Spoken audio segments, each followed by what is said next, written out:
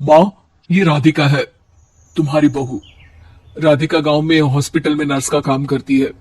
बस हम दोनों में दोस्ती हो गई और हमने शादी कर ली। राधिका, माँ के पैर छू।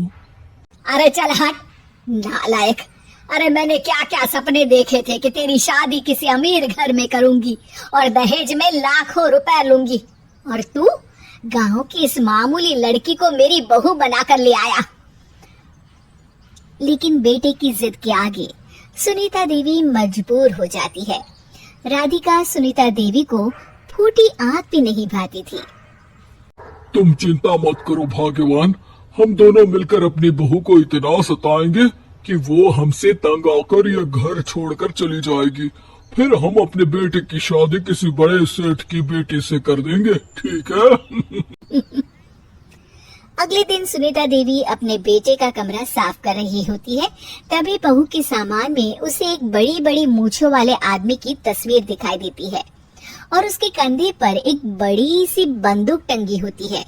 तस्वीर के नीचे लिखा होता है डाकू मंगल सिंह। ये किसकी तस्वीर है बहू?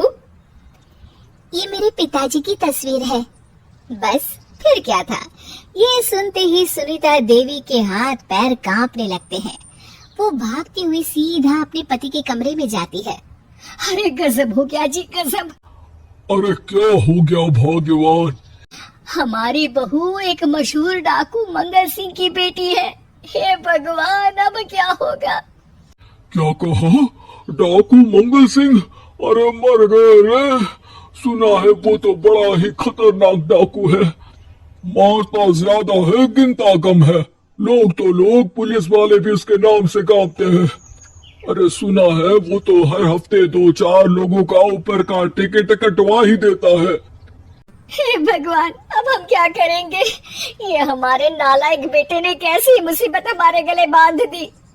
हाँ वो तो है, अगर हमने बहू को जरा भी तकलीफ दी तो उसका बाप मंगल सिंह हमें गोली से उड़ा देगा। अब जो मैं कहता हूँ उसे ध्यान से सुनो। तुम बहू से बिल्कुल घर के काम मत करवाना, और ध्यान रहे उसे किसी प्रकार की तकलीफ नहीं होनी चाहिए, समझ गई ना? और ऐसा ही होता है। अगले दिन सुनीता देवी रसोई में खाना बना रही होती है कि तभी, ये क्या माँ जी, मेरे रहते आप खाना बना रही है? चलिए हटिए, मैं खाना बना देती हूँ। अरे नहीं नहीं बहू, तू यहाँ क्यों आ गई? जा तू अपने कमरे में जाकर आराम कर, मैं खाना बना लूंगी। सुनीता देवी जिद करके राधिका को भेज देती है। फिर एक दिन, अरे फर्श पर कितनी धूल जमी है, माँ जी देखेंगी तो नाराज हो जाएंगी, मैं अभी यहाँ पोछा लगा देती हूँ। राधिका जैसे ही पोछा लगाने लगती है कि तभी उसके ससुर की नजर उस पर पड़ती है। बंसीलाल भागता हुआ वहाँ आता है। अरे नहीं नहीं बहू, तुम ये क्या गजब कर रही हो? बहू तो बेटी समान होती है और हम ना अपनी बेटियों से काम नहीं करवाते। तुम आराम से बैठकर YouTube पर किड लॉजिक चैनल की सास बहू की कहानियाँ देखो। वो लोग ना बहुत अच्छी अच्छी कहानियाँ बनाते हैं। सच? आप देखते हैं? अरे मैं तो रोज देखता हूँ। शहर की बहू तो मेरी फेवरेट कहानी है। हाँ, ये कहकर बंसीलाल पोछा लगाने लगता है। इस तरह राधिका के सास ससुर सारा दिन उसकी खुशामद में लगे रहते हैं और उसे किसी महारानी की तरह रखते थे। कैसा लगा बहू? पिज्जा टेस्टी तो है ना? अच्छा, मीठे में क्या खाओगी बोलो तो? माँ जी, मुझे तो काजू कतली बहुत पसंद है, और उसके बाद एक गिलास लस्सी मिल जाए तो मजा आ जाएगा। ये सुनते ही सुनीता देवी अपने पति को कोहनी मारते हुए कहती है, अरे सुना नहीं बहू क्या मांग रही है? जल्दी से भागकर बाजार जाइए और सब खरीद कर ले आइए। हाँ हाँ भाग्यवान, अभी जाता हूँ। राधिका की तो 5 उंगलियां घी में थी। वो तो अपने ससुराल में मजे कर रही थी। दूसरी तरफ राधिका की सास उसके लिए कभी नई साड़ी खरीद लाती तो कभी उसके लिए नए गहने बनवा देती। फिर एक दिन डाकू मंगल सिंह अपनी बेटी राधिका से मिलने अपने आदमियों के साथ आता है। उन सबको देखते ही राधिका के सास ससुर डर के मारे कांपने लगते हैं। मर गया रे, डाकू मंगल सिंह तो सच में कितना डरावना दिखता है। ऊपर से इतनी बड़ी बंदूक लेकर घूमता है। कैसे हैं समधी जी? क्या हुआ? आप इतना घबरा क्यों रहे हैं? और आपको इतना पसीना क्यों आ रहा है? आपकी तबीयत तो ठीक है ना? जी अभी तक तो ठीक है, पर लगता है बहुत जल्द खराब होने वाली है। क्या कहा आपने? जी कुछ नहीं, बताइए बताइए कैसे आना हुआ।